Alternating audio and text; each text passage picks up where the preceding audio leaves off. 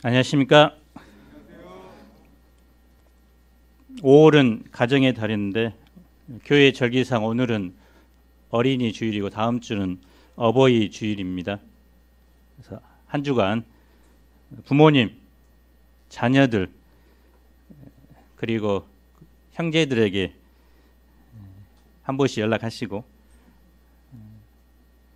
예수님도 전하시고, 하나님께서 세우신 유일한 신적 기관인 가정에 천국이 깃드는 5월이 되기를 간절히 기도합니다. 5장 3절을 우리 다 함께 읽고 시작하겠습니다. 시작.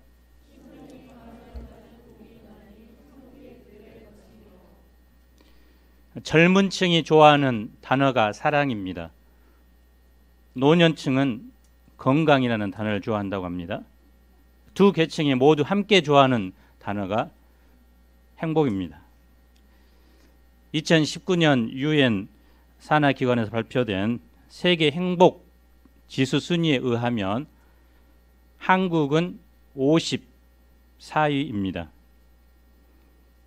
우리나라는 세계 경제 대국 12위이지만 여전히 사람들은 자신의 삶에 불만족하고 있습니다. 그러면 예수님께서 가르치는 행복한 사람은 어떤 사람일까요? 예수님께서 많은 사람들이 오는 것을 보시고 산에 올라가 앉으셨습니다. 그리고 입을 열어 가르치십니다. 예수님은 왜 산에 올라가서 가르치실까요? 여기서 산은 무등산과 같은 산이 아니라 언덕입니다. 유대인들에게 산은 특별한 의미가 있습니다. 그들의 조상은 모세로부터 율법을 신의 산으로부터 받았습니다. 그리고 이제 그들은 예수님께로부터 천국 복음을 이 산에서 듣습니다. 이 산을 신약의 신의 산이라고 부릅니다. 예수님께서 전하는 이 메시지를 산상수훈이라고 하죠. 그 설교는 7장까지 연속됩니다. 누가 천국 백성이고 천국 백성은 어떻게 살아야 하는가에 대한 내용입니다. 오늘 본문은 특별히 산상수훈의 서론으로서 누가 행복한 사람인가에 대해 가르쳐 줍니다. 말씀을 통해 우리가 행복의 문으로 들어갈 수 있기를 기도합니다. 제1부 팔복 3절로 12절입니다. 첫 번째 행복한 사람은 누구일까요? 3절을 다 함께 읽어보겠습니다. 시작.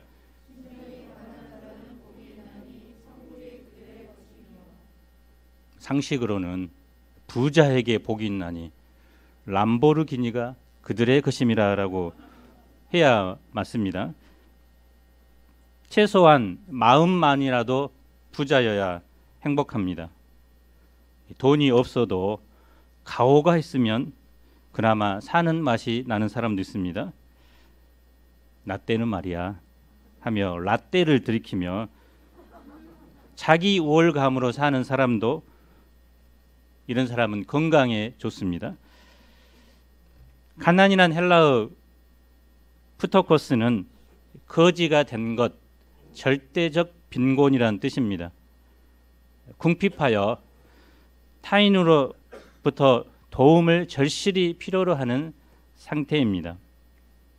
그런데 본문은 그냥 가난한 자가 아니라 심령이 가난한 사람은 행복하다고 말합니다. 왜냐하면 천국이 그들의 것이기 때문입니다. 심령이 가난한 사람이란 한마디로 가진 것이 없어서 그 어떤 것도 의지할 수 없는 사람, 오직 하나님만을 의지하는 사람이라는 뜻입니다.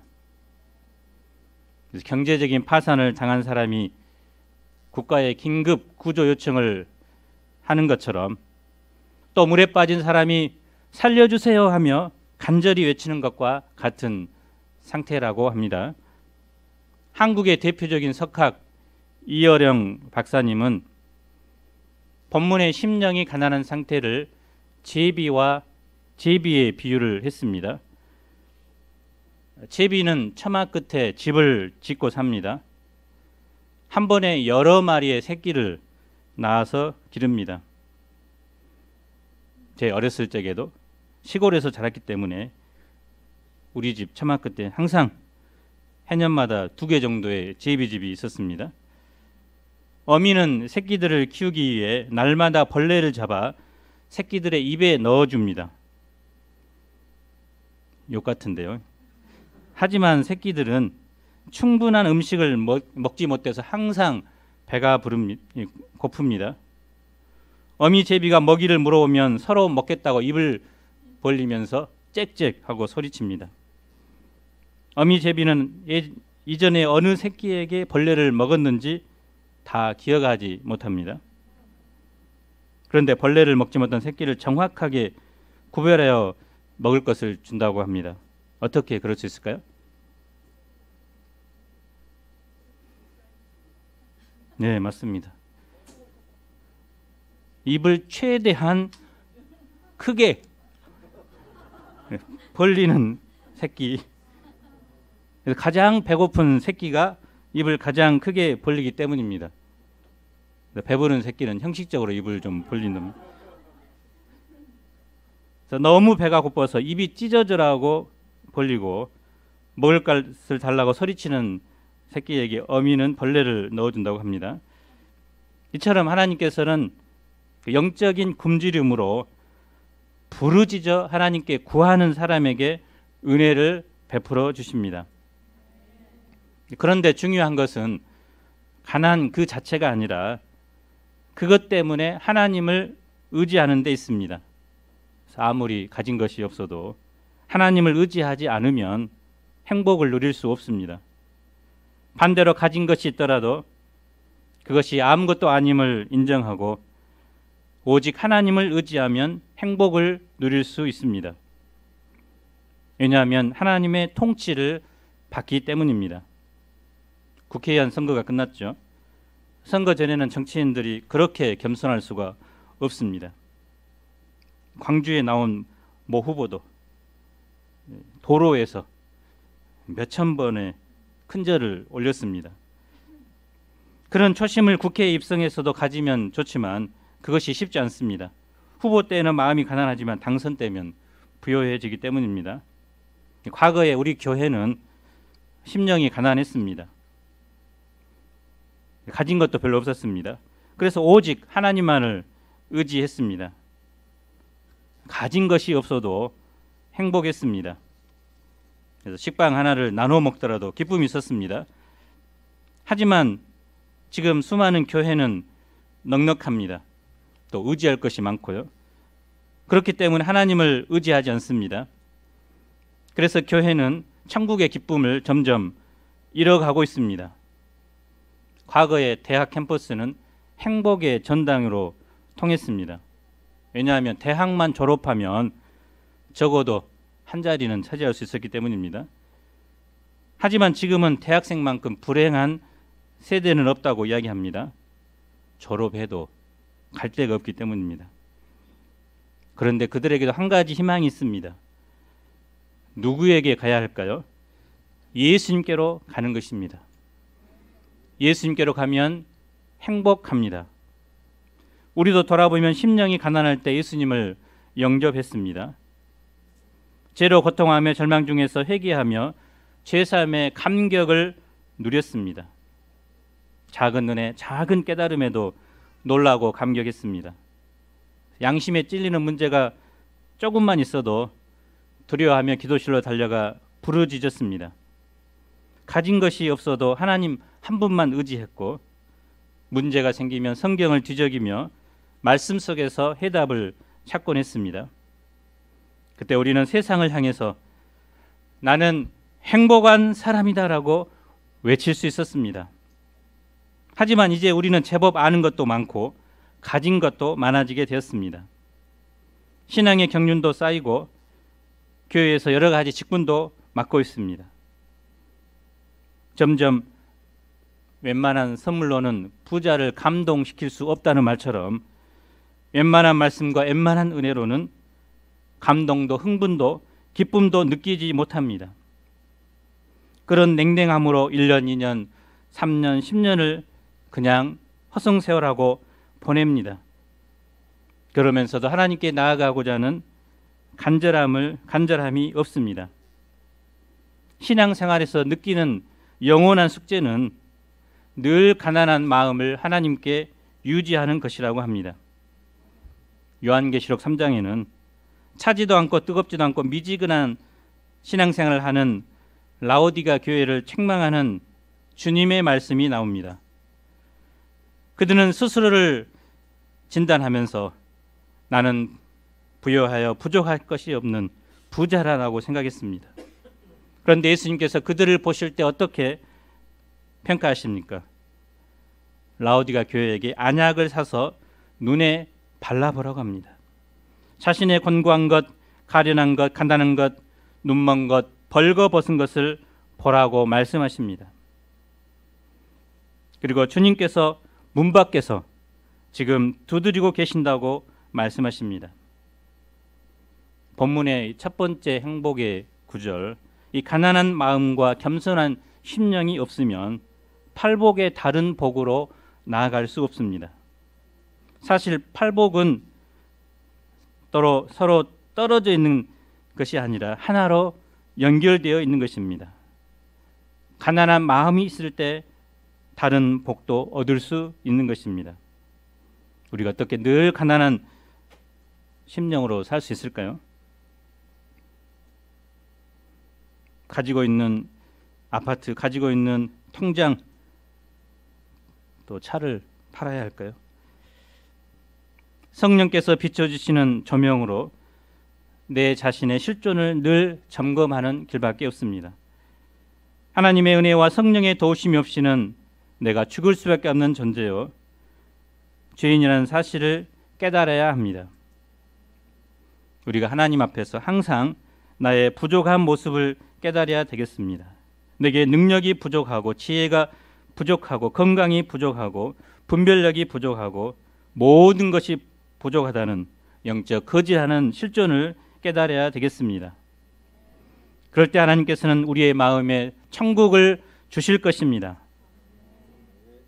두 번째 행복한 사람은 누구일까요? 애통하는 사람입니다.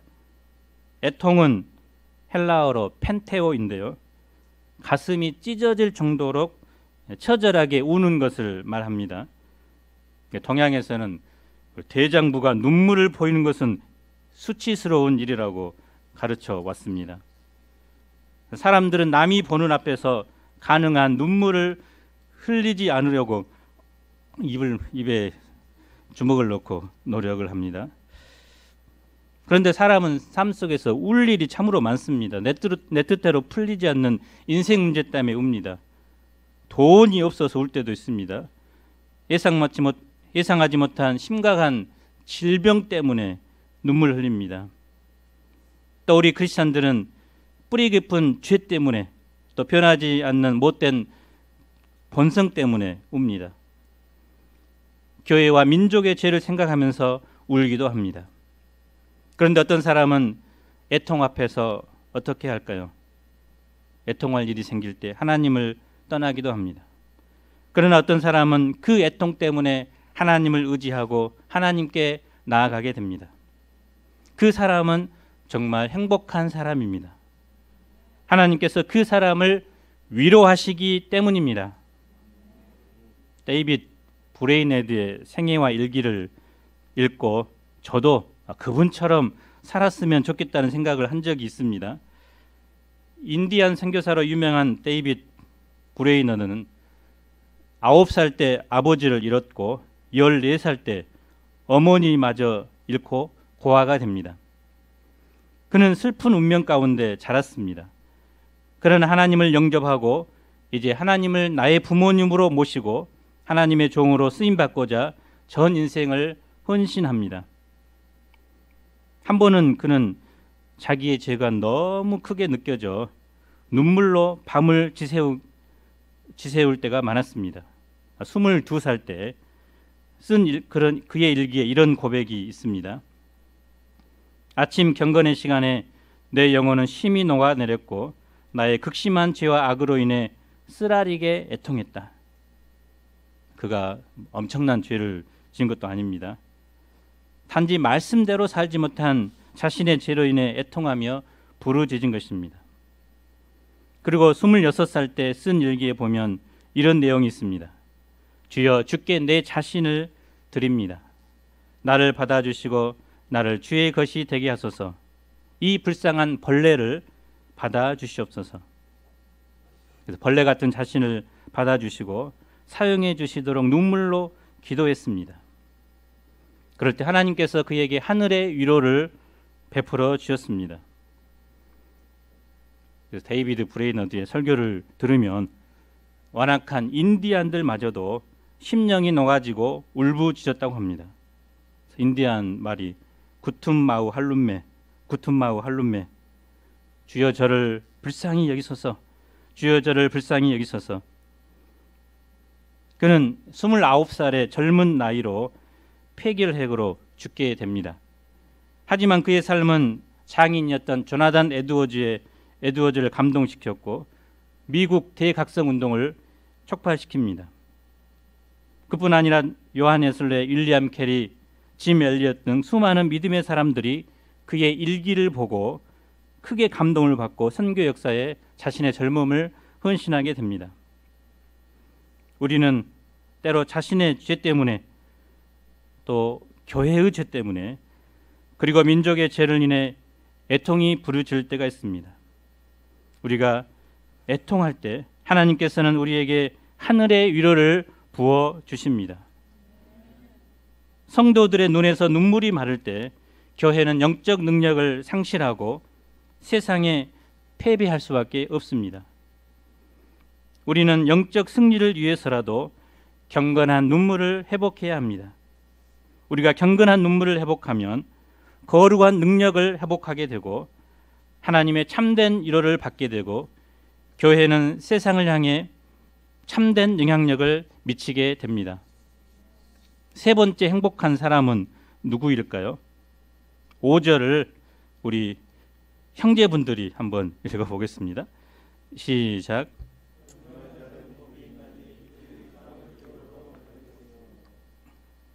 온유는 드라마 주인공 정혜인처럼 부드러운 남자를 말하는 것이 아닙니다. 삶 속에서 감당하기 어려운 일을 만날지라도 하나님을 믿고 하나님의 인도하심을 기다리는 것을 말합니다. 무슨 일을 만나든지 감정이나 혈기를 부리기보다 겸손히 하나님의 뜻을 찾고 거기에 순종하고자 합니다. 모세가 광야에서 이스라엘 백성을 인도할 때 구스 여자를 아내로 취한 사건이 있습니다.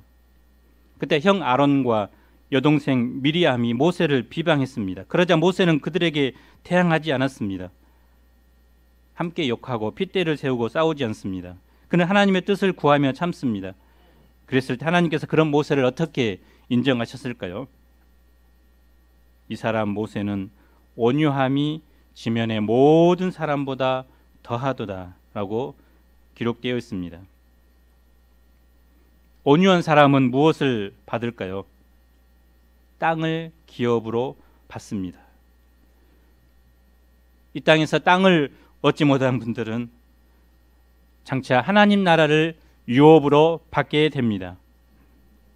세상에서는 온유한 사람들이 손해보는 것처럼 보입니다. 악착같이 거칠게 사는 사람들이 무엇이든 얻을 것처럼 보입니다. 그래서 세상에서는 아줌마 정신이 먹힙니다. 하지만 믿음의 세계에서는 온유한 사람이 행복합니다. 네 번째로 행복한 사람은 누구입니까? 6절을 우리 자매분들이 한번 읽어보겠습니다. 시작.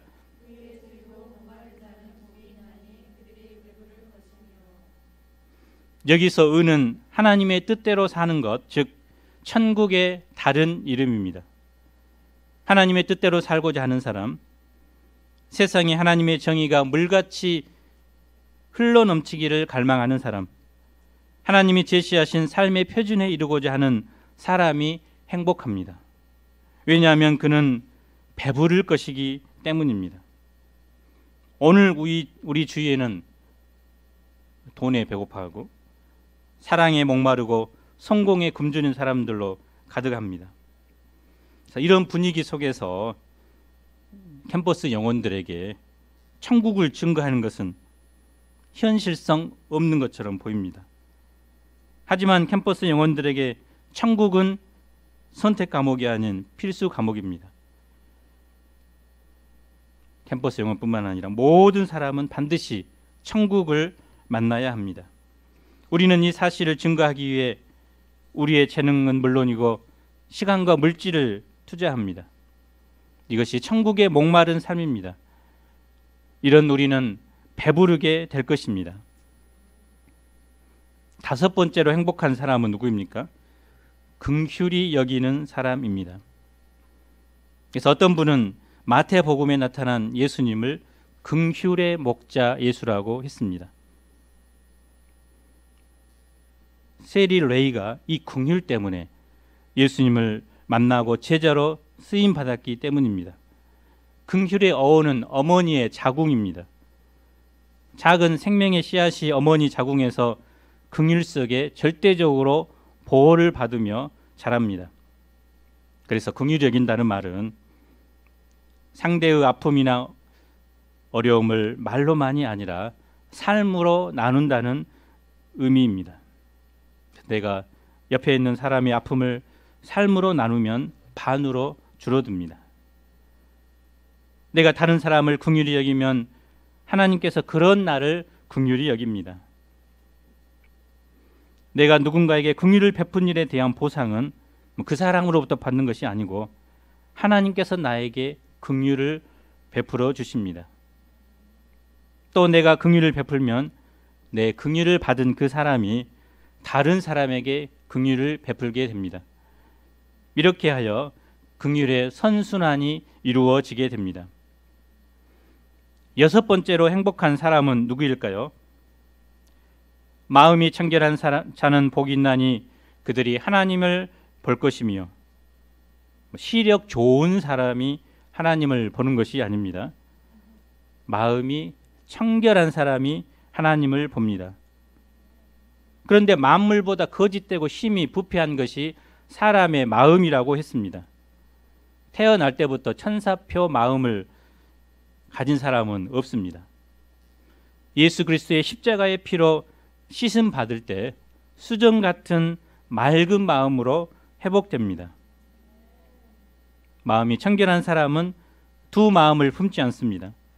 순수하게 하나님 한 분만을 경외하며 사랑합니다. 그리고 하나님의 임재를 경험합니다. 하나님의 얼굴을 마주 대하는 것 같은 친밀한 교제를 누리게 됩니다. 하나님의 영광의 빛을 보며 살아갑니다. 일곱 번째 행복한 사람은 누구일까요? 9절을 다 함께 읽어보겠습니다. 시작.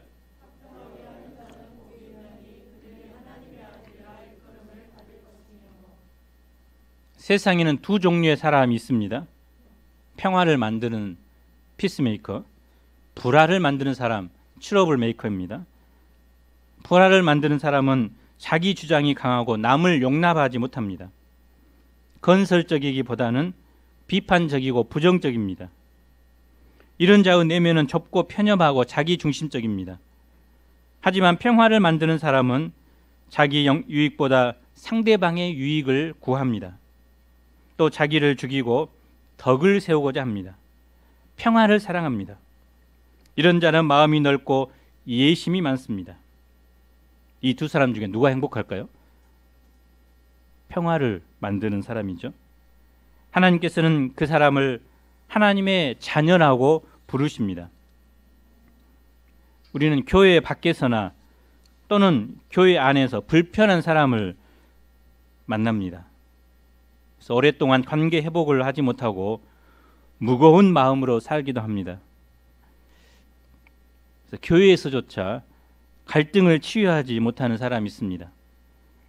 그러나 하나님의 자녀들은 이 땅에서 평화를 만드는 사람입니다.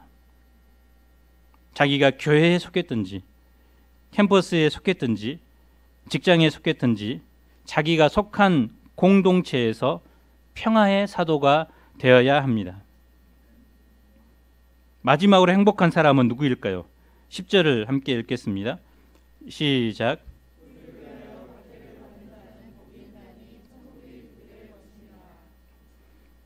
하나님의 뜻대로 살려고 하다가 박해를 받는 사람은 행복합니다. 천국이 그의 것이기 때문입니다. 당시 세계는 로마가 지배했습니다. 세상은 로마 신들을 섬겨야 했고 로마법을 따라 했습니다. 그런데 교회는 예수님의 말씀대로 살고자 했습니다. 박해가 있는 것은 당연했습니다. 그들은 말씀대로 살다가 손해를 많이 받았습니다. 때로는 순교하기도 했습니다. 말씀대로 살면 만사 형통이어야 하는데 오히려 그렇지 않았습니다. 그런데 예수님은 그런 자들을 향해서 너희야말로 행복한 사람이다라고 선언하십니다.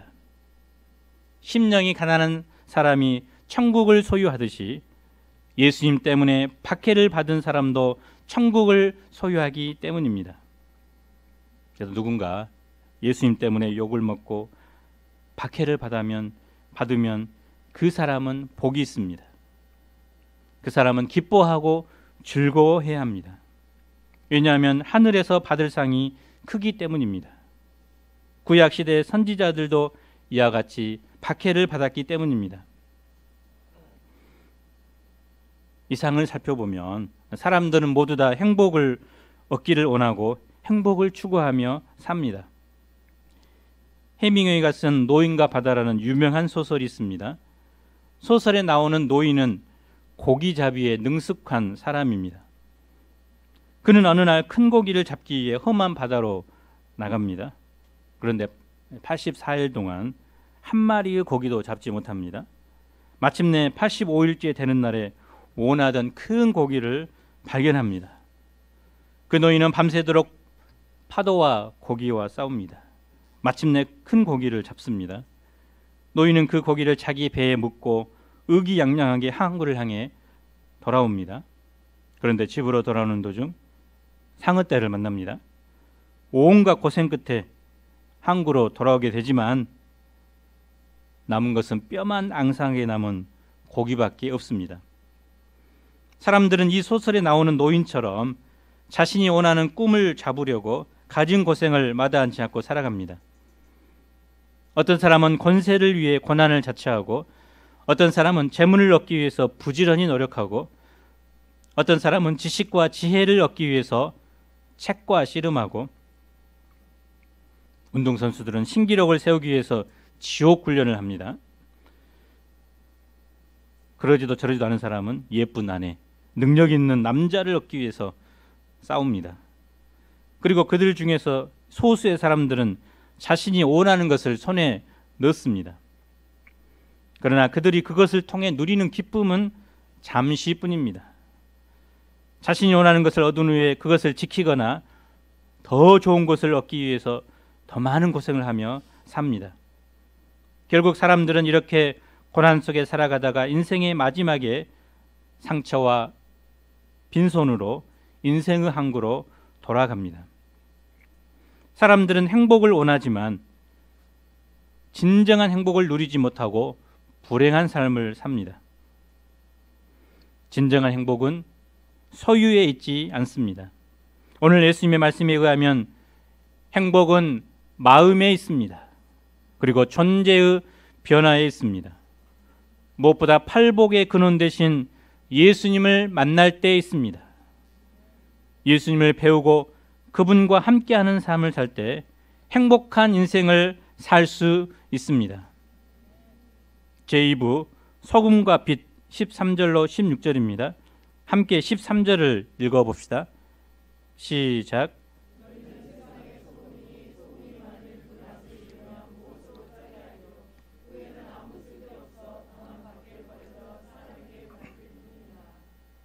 예수님은 너희는 세상의 소금이 되라라고 말씀하지 않고 너희는 세상의 소금이다라고 말씀하십니다. 이미 소금이라는 뜻이죠. 그런데 요즘은 소금이 잘 대접을 받지 못합니다. 소금 많이 들어간 음식을 잘 먹지 않습니다. 그런데 소금은 음식의 맛을 내고 사람이 건강하도록 영양의 균형을 잡아주는 중요한 역할을 합니다. 이처럼 예수님의 사람들은 세상에 대해서 맛을 내고 세상이 건강하도록 균형을 잡아주는 역할을 합니다. 소금이 맛을 잃어버리면 그 존재 자체를 잃어버리듯이 우리가 천국 백성으로서 역할을 하지 못하면 그 존재 자체가 없습니다. 또 우리는 어떤 존재일까요? 14절을 보십시오. 너희는 세상의 빛이라. 산 위에 있는 동네가 숨겨지지 못할 것이요.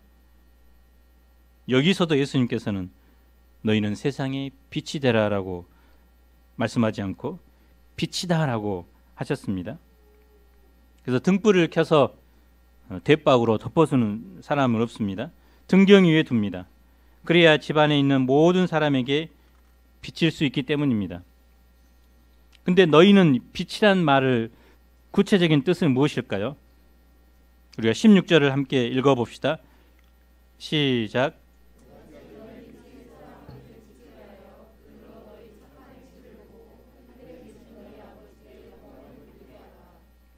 빛을 사람들 앞에 비추는 것은 구체적으로 착한 행실을 사람들에게 보여주는 것입니다. 그 목적은 세상이 우리의 행실을 보고 하늘에 계신 아버지께 영광을 돌리도록 하는 데 있습니다. 착한 행실은 무엇일까요?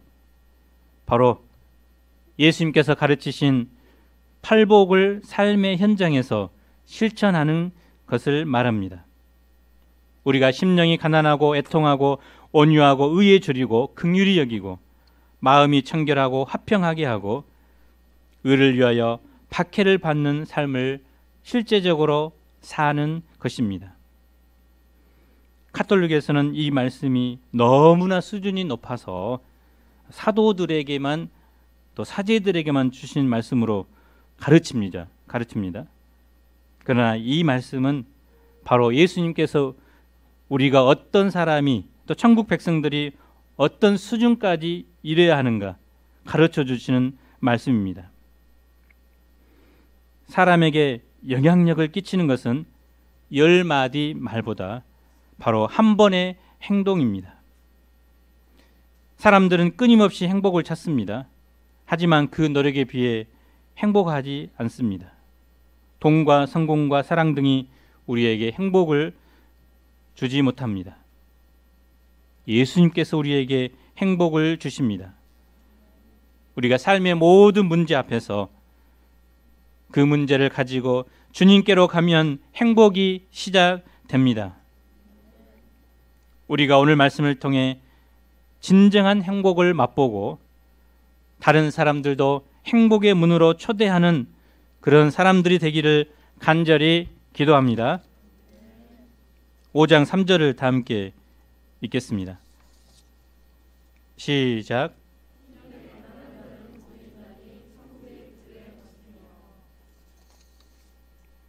거룩하신 하나님 아버지, 팔복이 수준 높은 주님의 말씀이지만 팔복의 근원 되신 예수님을 배움으로 저희가 진정으로 행복한 삶을 살 수 있도록 도와주십시오. 특별히 우리에게 가난하고 겸손한 마음을 주셔서 하나님 앞에 죽을 수밖에 없는 죄인이요 또 능력 없는 자들인 것을 깨닫고 온전히 하나님만 의지하는 심령이 가난한 자의 삶을 살 수 있도록 축복해 주시기를 기도합니다. 세상에서 이 팔복을 실천함으로 하나님 아버지의 영광을 드러내는 소금과 빛의 역할을 감당할 수 있도록 도와주옵소서. 예수님 이름으로 기도합니다. 아멘.